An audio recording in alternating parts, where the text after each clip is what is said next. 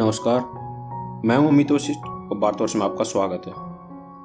भारत अपनी सभ्यता संस्कृति के लिए जितना विश्व प्रसिद्ध है, उतना ही इसकी धरती पर स्थित रहस्यमयी जगहों के लिए है। ये रहस्यमयी जगह भारत ही नहीं बल्कि विदेशियों का भी ध्यान आकर्षित करती हैं। अनेकों रिसर्चों के बाद भी इनके रहस्यों से पर्दा नहीं उठाया जा सका। इन्हीं रहस्यमयी जगहों में से एक है जटिंगा। आसाम राज्य के दीमा हासू जिले का यह गांव केवल अपनी प्राकृतिक सौंदर्य के लिए प्रसिद्ध नहीं है, बल्कि यह प्रसिद्ध है इस गांव में होने वाली हर साल हजारों पक्षियों की मौत के लिए। ऐसी मौतें जिन्हें किसी ने आत्महत्या का नाम दिया तो किसी ने प्राकृतिक कारणों को इन मौतों के पीछे की वजह बताया। आसाम के इस जटिंगा गांव में हर साल एक निश्चित समय पर हजारों पक्षी एकाएक मरने लगते हैं। क्यों मरते हैं, आज तक कोई भी नहीं जान पाया।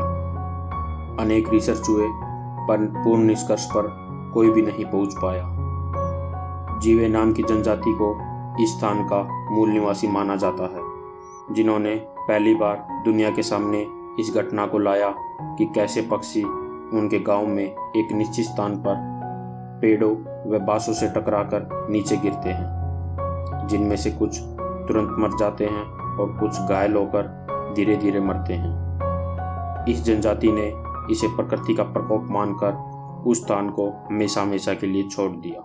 फिर कुछ साल बाद करीबन 1905-1906 के आसपास एक दूसरी जनजाति ने इस गांव को अपना निवास स्थान बनाया। उन्होंने धीरे धीरे कई सालों तक पक्षी के मरने का क्रम देखकर उन्होंने पाया कि पक्षी एक विशेष स्थान पर रोशनी की तरफ आकर्षित होते हैं। इस जनजाति ने इन मौतों को प्रकृति का श्राप नहीं बल्कि प्रकृति का वरदान माना और हमेशा हमेशा के लिए यहीं बस गए। 19वीं सदी के मध्य तक आते आते यह घटना बहुत से वैज्ञानिक व जीव विज्ञानियों का ध्यान अपनी ओर आकर्षित कर चुकी थी। वैज्ञानिकों के एक दल ने पाया कि यह घटना जटिंगा गांव में एक विशेष स्थान पर सूर्यास्त के बाद 7 से 10 बजे के बीच होती है।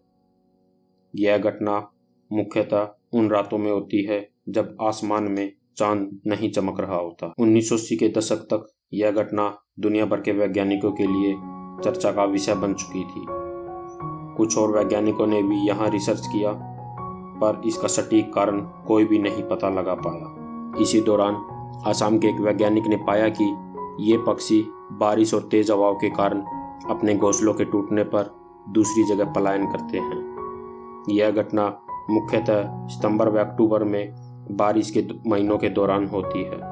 यह स्थान कुछ अत्यधिक बारिश वाले स्थानों में से एक माना जाता है, जिसके कारण इस स्थान पर बारिश के महीनों में गहरी धुंध रहती है तथा तेज हवाएं चलती हैं।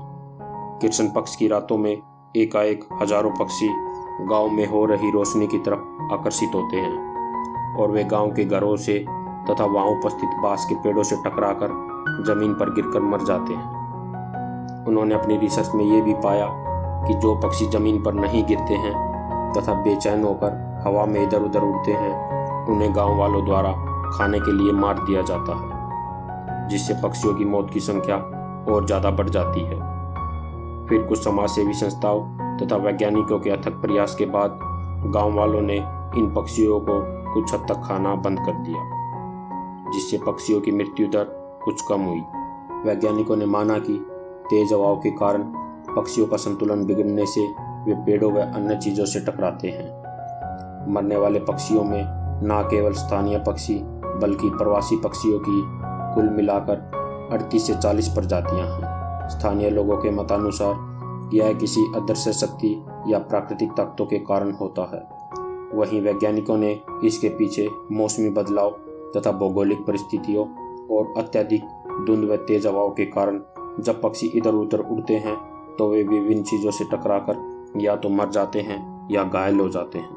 वैज्ञानिकों द्वारा सालों तक अध्ययन के बाद भी इस घटना के होने का सटीक कारण अभी तक नहीं पता लग पाया है, क्योंकि यह घटना गांव में एक विशेष स्थान पर जो करीबन 1.5 किलोमीटर लंबा व 200 मीटर चौड़ा है, उसी स्थान पर होती है। गांव के दूसरे इलाके में भी वही भौगोलिक परिस्थितियां होने के बाद भी जो स्थान पर पक्षियों के मरने के दौरान होती है। दूसरे स्थानों पर यह घटना नहीं घटती है। इस 1.5 किलोमीटर लंबी व 200 मीटर चौड़ी पट्टी के बाहर यह घटना अस्तित्वहीन है। इस स्थान पर पक्षी हमेशा उत्तर दिशा से आते हैं जब हवाएं दक्षिण से उत्तर की तरफ चल रही होती हैं, अर्थात पक्षी हवा की उल्टी दिशा में उड़ान भरते हैं। वैज्ञानिकों ने पाया कि गांव के दूसरी तरफ वही पर्यावरण परिस्थितियां, वही वन संरचना तथा पक्षियों की लगभग समान संख्या होने पर भी उस जगह पर एक भी पक्षी आकर्षित नहीं हुआ जैसा कि इस स्थान पर हुआ। कुछ अन्य शोधों में भी यह निकलकर सामने आया कि इस घाटी में गुरुत्वाकर्षण बल व चुंबकीय बल की अधिकता तथा बारिश के दिनों में भूमिगत जल के स्तर के ऊपर उठने के कारण इन पक्षियों के नर्वस सिस्टम पर प्रभाव पड़ता है, जिससे ये बेचैन होकर उड़ान भरते हैं तथा धुंध व कोहरे की अधिकता के कारण वे पक्षी विभिन्न चीजों से टकराकर या तो घायल हो जाते हैं या मर जाते हैं। कोहरे की अधिकता के कारण गांव में होने वाला प्रकाश बिखर जाता है, जिससे पक्षी भ्रमित हो जाते हैं, जिसके कारण पक्षियों को शायद सूर्योदय का आभास होता है और वे अपने घोंसलों से निकलकर भोजन तलाशना शुरू कर देते हैं। कुछ अन्य जीव वैज्ञानिकों ने भी इसी आधार पर अपनी सहमति जताई है। इस आधार पर रिसर्च करने वाली टीम ने माना कि उन्हें अभी केवल इस घटना के एक पहलू का पता लगाया है। इस पर अभी विस्तृत शोध करना बाकी है। पिछले 100 से ज़्यादा वर्षों में जब से इस स्थान के बारे में लोगों को पता लगा है, तब से इस छोटी सी 1.5 किलोमीटर लंबी व 200 मीटर चौड़ी पट्टी पर हजारों पक्षियों ने अपनी मौत की उड़ान भरी, जिनमें से ज़्यादातर खुद मारे गए और कुछों को ग्रामीणों ने इलाज की बजाय खाने के लिए मार डाला। भारत व दुनिया के कुछ प्रसिद्ध पक्षी विज्ञानियों द्वारा अनेकों अध्ययन के बावजूद भी पक्षियों की मृत्यु का यह विचित्र घटनाक्रम अनसुलझा बना हुआ है। जीव विज्ञानियों के सामने आज भी बहुत से अनसुलझे सवाल हैं, जैसे कि यह सिर्फ जटिंगा में क्यों होता है, वह भी केवल एक निश्चित स्थान पर। पक्षी रोशनी की तरफ इतना असामान्य व्यवहार क्यों करते हैं, वे साल में एक निश्चित समय पर ही ऐसा क्यों करते हैं। जटिंगा गांव के इस निश्चित स्थान पर सिर्फ सितंबर और अक्टूबर को छोड़कर पूरे साल भर सब कुछ सामान्य रहता है, जबकि वही स्थान, वही गांव वाले और वही सब, फिर भी सिर्फ सितंबर और अक्टूबर असामान्य। और इन्हीं कारणों की वजह से इस स्थान को भारत के सबसे विचित्र तथा रहस्यमय स्थानों में से एक माना जाता है। और आज भी वैज्ञानिक व जीव विज्ञानी अभी भी इस रहस्य से पर्दा उठाने में लगे हुए हैं। तो आज की वीडियो में बस इतना ही। उम्मीद करते हैं वीडियो आपको पसंद आई होगी। अगर आपने अभी तक चैनल को सब्सक्राइब नहीं किया है तो प्लीज़ चैनल को सब्सक्राइब करके बेल आइकन प्रेस कर लीजिए, ताकि आने वाली वीडियोज़ के अपडेट आप तक आते रहें। इसी के साथ धन्यवाद।